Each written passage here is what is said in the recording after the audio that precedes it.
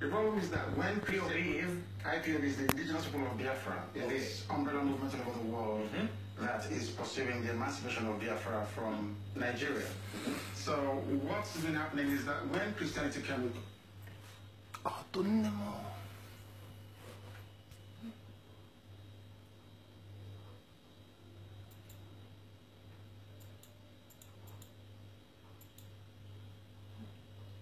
Anambra State, it is there. All over the world, it is there.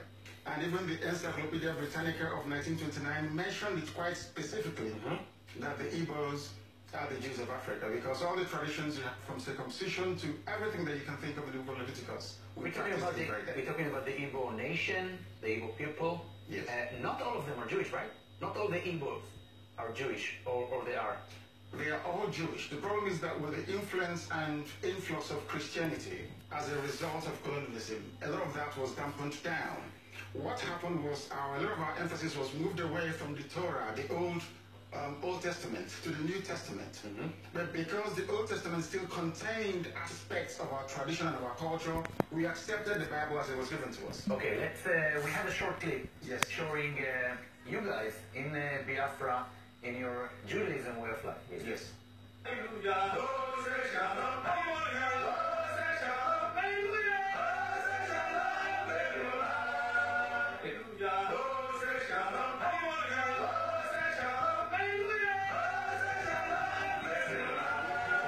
It's the sound, centuries of colonial returning to what they say are their native roots. A place. Quite fascinating.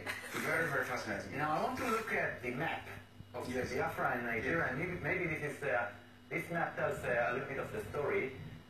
So actually, you guys in Biafra, what are you struggling for? What is your aim in your struggle? Why there is such a confrontation between you and the authorities? Because we want to go back to where we were before the British came.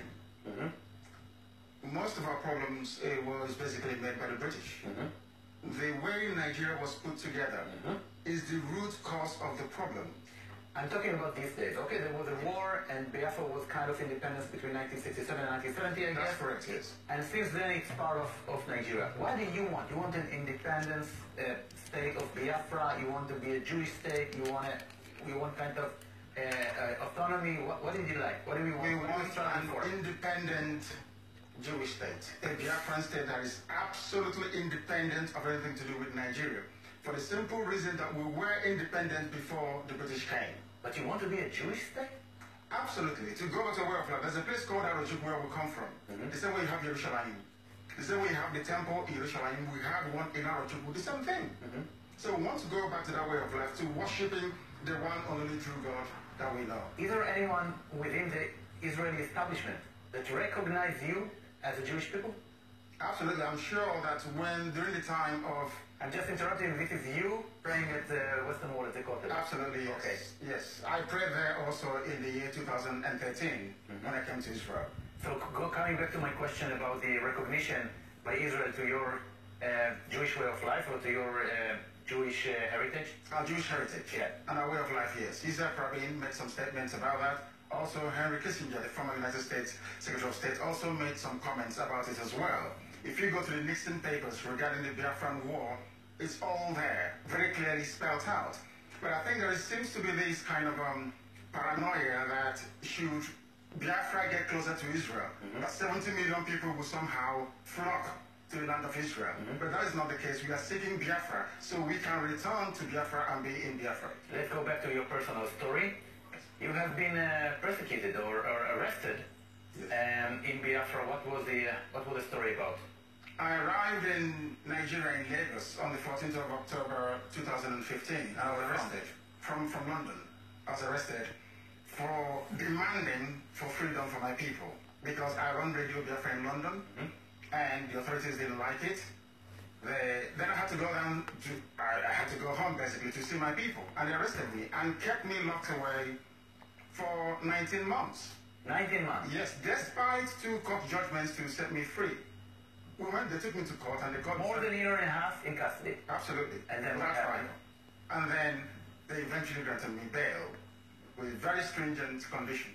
When I came out, I continued to speak to my people. I continued to practice my Judaism, my Jewish faith. And one day they came to my house to kill me. The Nigerian army came to my house to kill me. What was it like, I mean? I wouldn't wish anybody to go through it. They killed 28 people in the process. How many? 28 people died. By the attempt to kill you. To kill me, they killed 28 people. How come they killed 28 people and they didn't get to you? Because my people evacuated me before they could get to my bedroom. And then you flew away? Then they took me away and smuggled me out of Nigeria. I needed some time to recover, which I did, and then I had to make my way to Israel. I see you're very excited.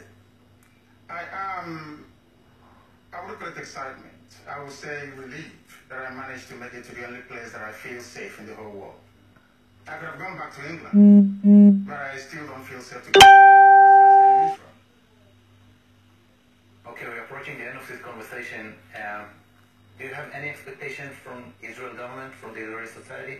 Yes, it is to live up to the obligations to defend Judaism and Jewish faith all over the world. We are being persecuted, we are suffering as a people, and it is the responsibility, I believe, more the responsibility of Israel to make sure that Biafra stands as an independent entity in Africa. Nnamdi Kanu from the Igbo people in Biafra. I want to thank you so much for this conversation and wish you all the best. Thank you very much. Personal level. Thank you so much. Thank you. Thank you. עכשיו שימו לב לסיפור הבא. בימים אלה מתקיימת בדוחה קטר אליפות העולם בהתאמנות ובמוקד העניין